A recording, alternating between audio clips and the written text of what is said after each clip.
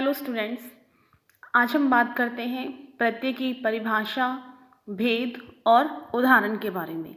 तो सबसे पहले हम देखते हैं कि प्रत्यय क्या होते हैं।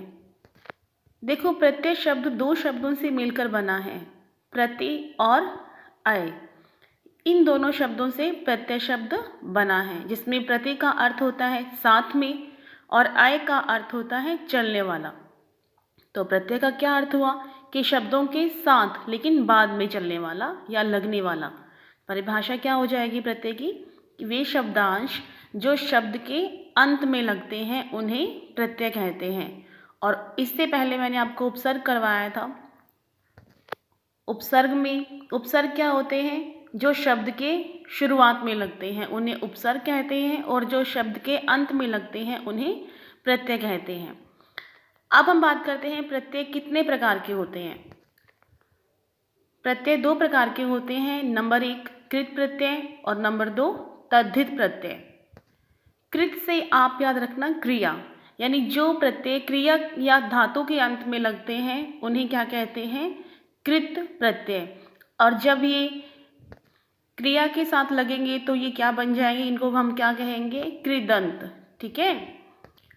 अब धातु रूप क्या होता है? जैसा कि मैंने पहले भी बताया था आपको, क्रिया मैंने समझाई थी आपको उस टाइम। धातु क्रिया के मूल रूप को कहते हैं, जैसे दौड़, दौड़, घेर, आ, पढ़, लिख। ये सब क्या है? धातु है। और इनके पीछे जब हम ना लगाते हैं तो वो क्या बन जाती है? क्रिया। ठीक है। तो जो क्रिया के धातु रूप के अंत में जुड़ेंगे उन्हें हम क्या कहेंगे? कृत प्रत्यय। इसके एग्जाम्पल देखिए, जैसे पहले प्रत्यय लिखे हुए हैं, उसके बाद क्रिया शब्द हैं, उसके बाद जो रूप बने हैं, कृदंत रूप बने हैं प्रत्यय लगकर, वो जैसे दौड़ना का तो सिंपल हो गया दौड़। उसके बाद आ से देखो घेरना। घेरना क्या है? क्रिया है।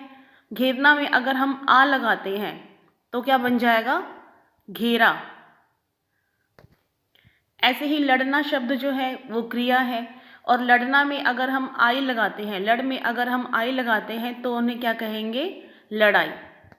जैसे लड़ प्लस आई इक्वल लड़ाई। ऐसे ही मिलना देखो, मिलना में मूल शब्द क्या हो जाएगा? मिल। मिल प्लस आप इक्वल मिलाप। ठीक है।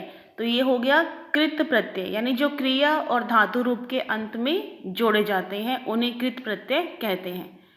नेक्स्ट हम देखते हैं तद्धित प्रत्यय किसे कहते हैं।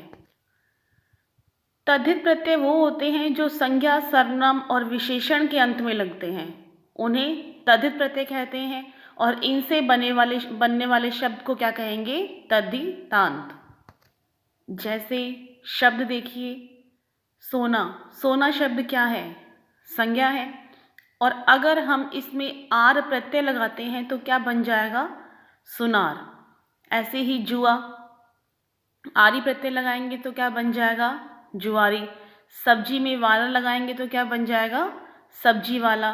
तो प्रत्यय जो संज्ञा, सर्वनाम, विशेषण के अंत में लगेंगे उन्हें हम क्या कहेंगे? तद्धित प्रत्यय। और जो क्रिया या धातु रूप के अंत में लगेंगे उन्हें हम क्या कहेंगे? कृत प्रत्यय। देखो, प्रत्यय की कोई लिमिट नहीं है, ये अनलिमिटेड होते हैं। बस ये ध्यान ये रखना है कि जब प्रत्यय लगता है तो उसके अर्थ में ज़्यादा कोई उसका अर्थ उससे रिलेटेड ही होना चाहिए।